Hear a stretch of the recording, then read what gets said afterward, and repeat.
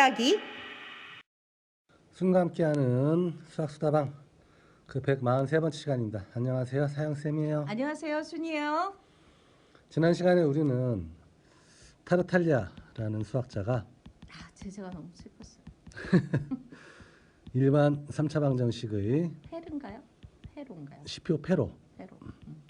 페로 제자 너무 슬펐어요.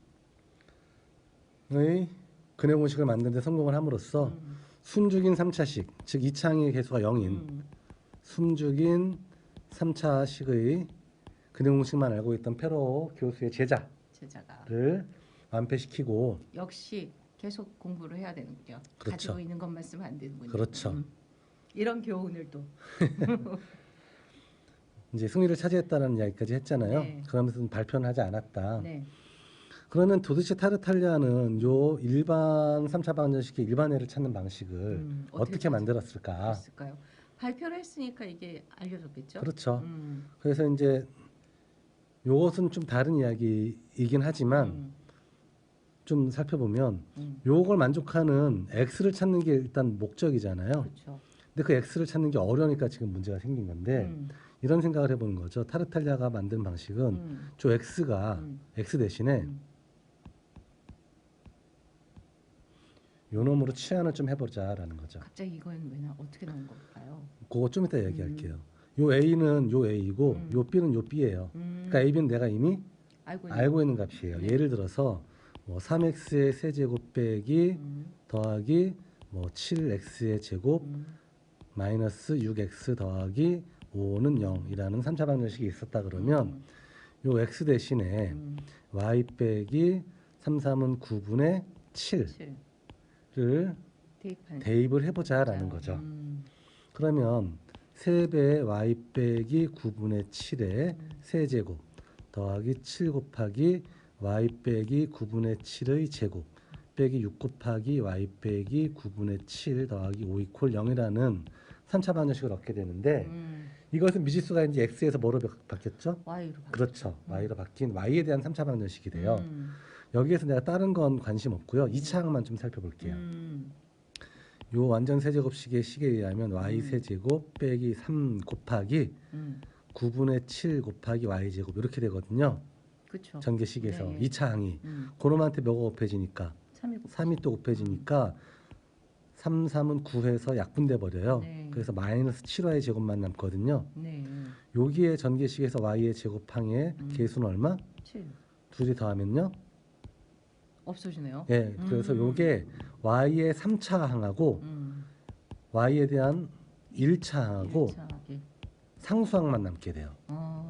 그러니까 이 순간 이것은 y에 대한 숨죽인 3차 방정식이 되는 거예요. 아, 그렇군요. 기가 막히죠. 예. 그럼 요 3의 1분의 b라는 값을 어떻게 찾았냐? 예. 네, 타르탈리아가 아까 몇 번에 지난 시간에 이야기했죠. 400. 1400번 변형해보는 연. 네, 과정 속에서 발견을 한 거예요. 기가 막히죠. 기가 막히네. 그래서 x 대신에 a를 여기다 대입을 해서 이걸 전개를 해버리면 y에 대한 3차 방정식인데 어떤 3차식?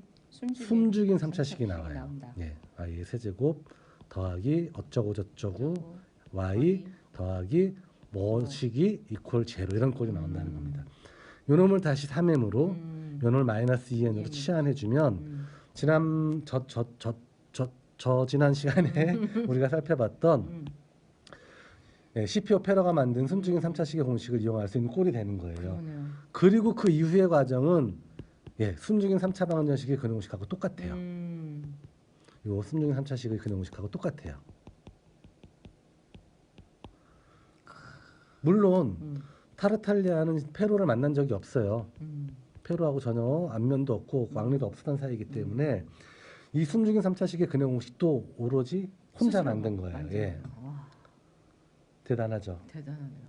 그래서 일반 3차 방정식을 일단 숨죽인 3차식으로 고쳐내고 변형시키고 그 이후에 다시 숨죽인 3차식의 근해 공식을 활용해서 일반회를 찾아내는 거죠. 그렇군요. 근데 페로의 근해 공식은 어떻게 알게 된 거예요?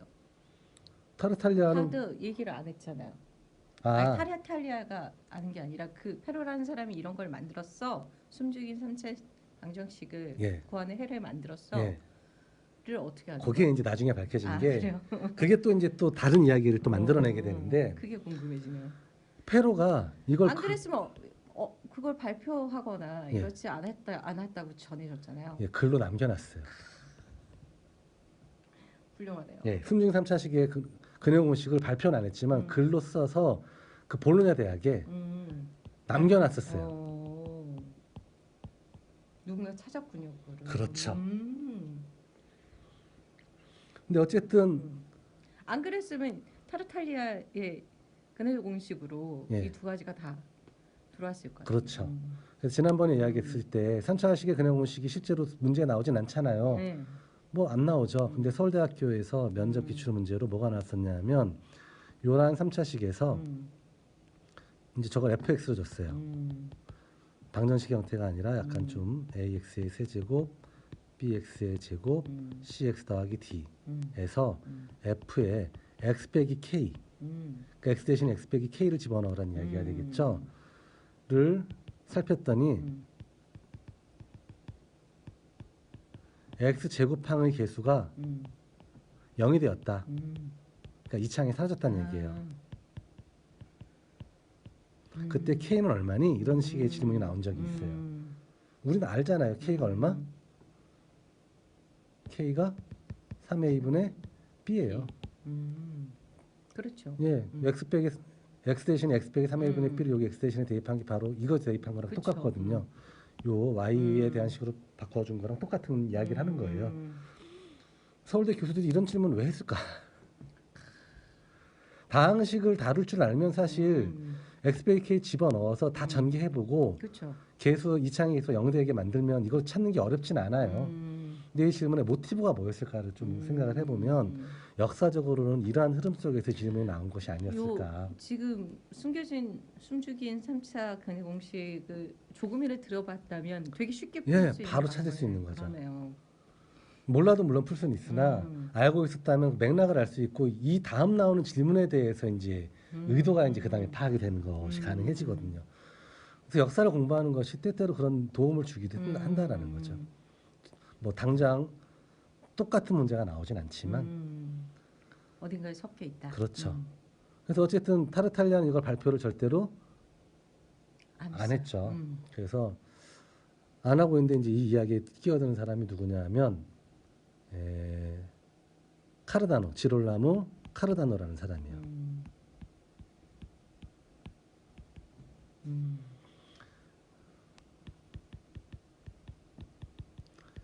이 사람은 역시 이탈리아 사람인데 귀족 지방의 서자예요. 홍길동 비슷한 아버지를 아버지라 부를 수 없는. 슬프네요. 예, 꽤나 머리가 좋았었나 봐요. 파도바 대학에 의과대학을 나옵니다. 그래서 의사 면허를 따요. 근데 너는 서출이니까 밀라노에선 개업하지 마 이렇게 됩니다. 그래서 시골 의사로 이제 평생을 살 수밖에 없었던. 근데 의사로서의 업적도 있어요. 그러니까 알러지라는 개념을 처음 소개한 사람이기도 하고.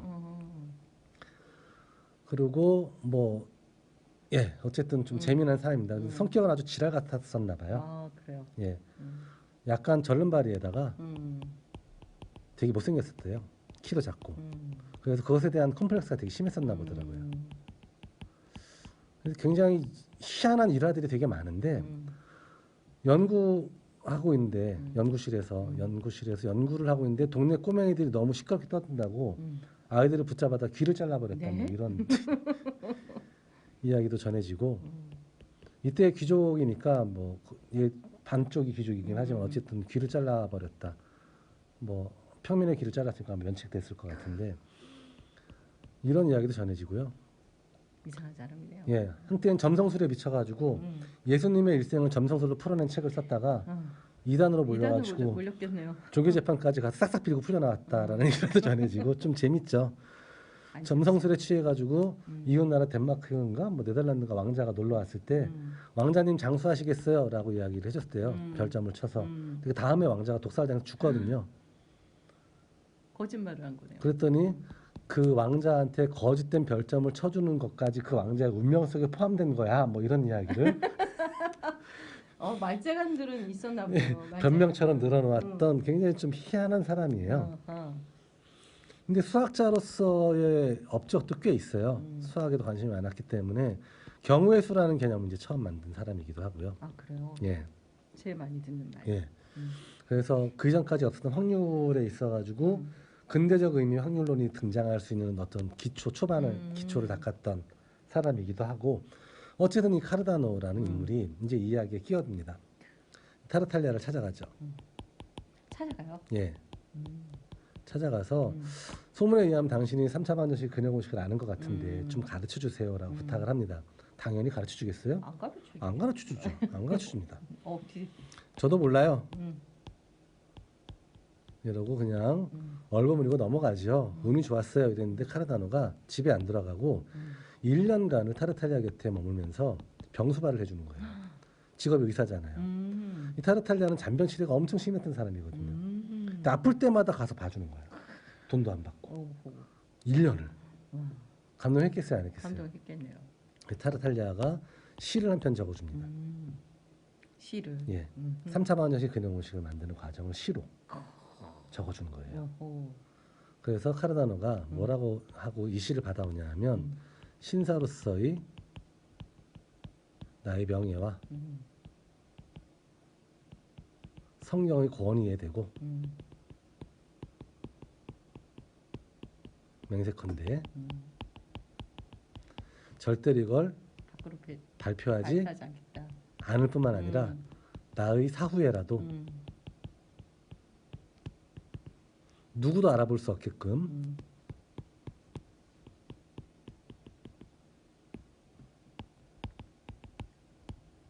암호문의 형태로 간직하겠다.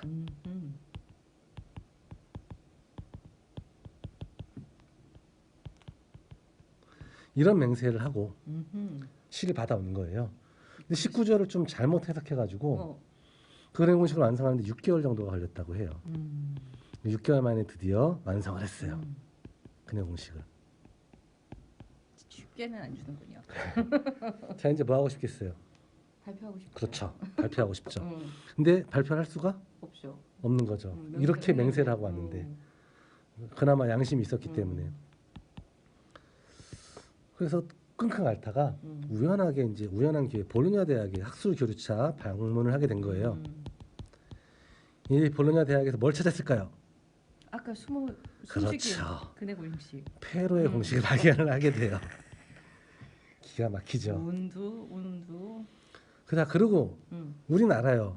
타르탈리아는 이걸 본 적이 없어요. 없이 숨중 3차식 근형 공식도 스스로 만들었다는 걸 알죠. 근데 똑같거든. 또 시기적으로 누가 먼저니까?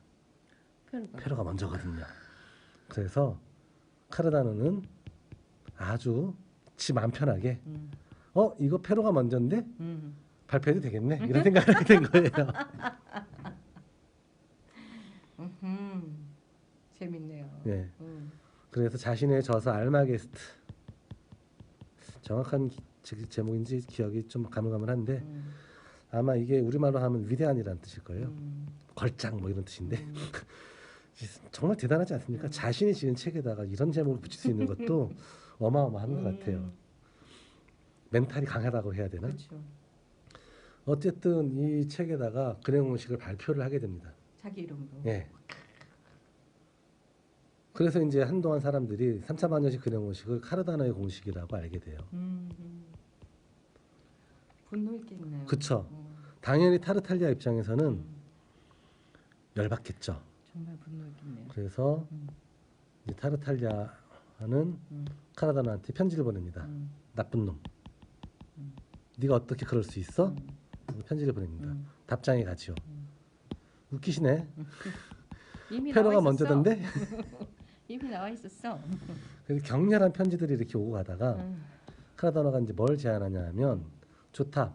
그렇다면 우리 공개 토론을 통해서 이것이 누구의 공식인지 판단을 해보자. 사람들한테 검증을 받자. 를 밝혀보자. 하고 공개 토론을 제안을 합니다. 또 당하긴.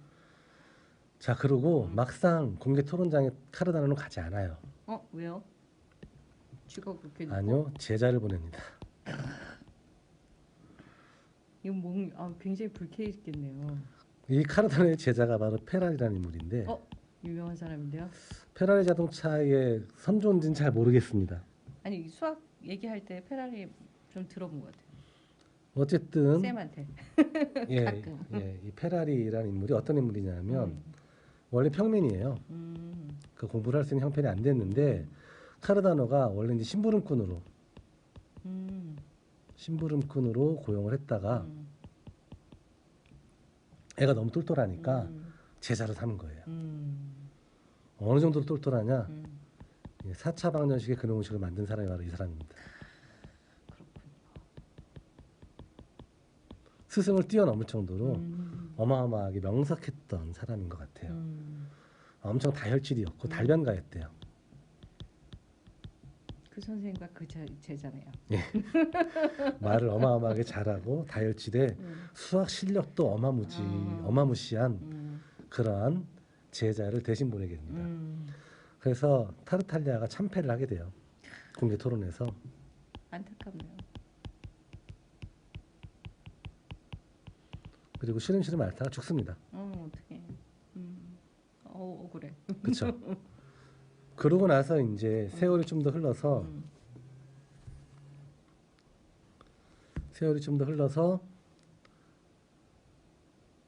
이제 카르다노는 약간의 재산을 또 페라리한테 남겨주고 유산까지 남겨줄 정도로 되게 아꼈던 것 같아요. 유산을 상속을 해주고 이제 은퇴를 합니다. 그리고 페라리는 그 자기가 받았던 그 유산을 사업적 재능도 되게 뛰어났었나 봐요. 어마어마하게 불렸대요. 사업을 통해 가지고 큰 돈으로 만든 거죠. 결국 이 돈 때문에 죽어요. 그래요. 예, 누이 동생이 재산을 노리고 독사를 시켰다고 합니다. 참 돈이 있어도 슬프네요. 그래서 페라리가 몇 년만 더 살았어도 대수학의 역사가 좀 더 바뀌지 않았을까라는 짐작을 좀 사람들이 그 위에 하게 되는데 뭐 알 수 없는 거죠, 그 부분은. 그렇죠. 그래서 그 사업을 통해서 큰 돈을 벌었다는 이 이야기 때문에 페라리 자동차의 선조가 아닐까 이런 생각도 좀 들긴 하는데 그 연관성은 저는 잘 모르겠고 어쨌든 이러한 과정들을 통해서 16세기 무렵에 3차 방정식뿐만이 아니라 4차 방정식의 근해 공식까지 완성이 된 거예요. 그럼 타르타르가 알게 된 건 어떻게 된 거예요? 타르탈리아가 먼저 만들었다는 걸 알게 된 건 훨씬 더 뒤에요. 그 수학에 대한 역사를 연구하는 사람들이 늘어나고 여러 가지 감춰졌던 문헌들이 이렇게 찾아지면서 나중에 그렇지 밝혀지게 된 않을까? 겁니다. 예. 짐작은 아니고 실제로 이제 기록들을 통해 가지고 제대로 이제 역사들이 밝혀진 거죠. 그래서 그 이전까지는 전부 다 이제 카르다노의 공식이라고 알려져 있다가 지금은 그냥 3차 방정식의 근해 공식이라고 하고 먼저 만든 사람은 타르탈리아하고 그걸 이제 세상에 알린 게 카르다노야. 이런 식으로 이제 이야기가 되어지는 거죠. 어쨌든 원통하네요. 좀 드라마틱하죠. 이 근해 공식과 얽혀서 행복했던 사람이 아무도 없어요. 그러네요. 카르다노는 카르다노. 자기 삶은 다 살고 갔지만 그러니까. 어쨌든 삶 자체가 불행했으니까. 근해 공식 때문은 아니지만. 불행한 것까지는 스스로 즐거운 거 찾아가면서 계속 살았네요, 그래. 네. 어쨌든 여기까지가 이제 대수학이 얽힌 이야기이고 그럼 당연히 사람들의 관심이 어디로 가기 시작했을까요? 페라리? 5차 방정식의 근해 공식을 어떻게 만들 것이냐로 갔겠죠. 거기까지. 자, 그 이야기는 5차 방정식까지 가요? 다음 시간에 네, 알겠습니다. 계속 이어서 해야 되는데 우리가 아직 안 한 이야기가 있어요. 대수학의 기본 정리에 따르면 3차 방정식 근해 공식이 되려면 근이 3개 나와야 되거든요. 그렇죠. 근데 우리는 몇 개? 2개. 1개. 한 개. 한 개의 근을 찾는 공식만 지금 이야기했잖아요. 네. 나머지 2개의 공식을 찾는 과정 속에서 또 수학적으로 굉장히 중요한 또 발견들이 또 이루어지게 되거든요. 그렇군요. 그 이야기를 다음 시간에 같이 이야기해 보도록 하죠. 오늘 여기까지 할게요. 안녕. 안녕.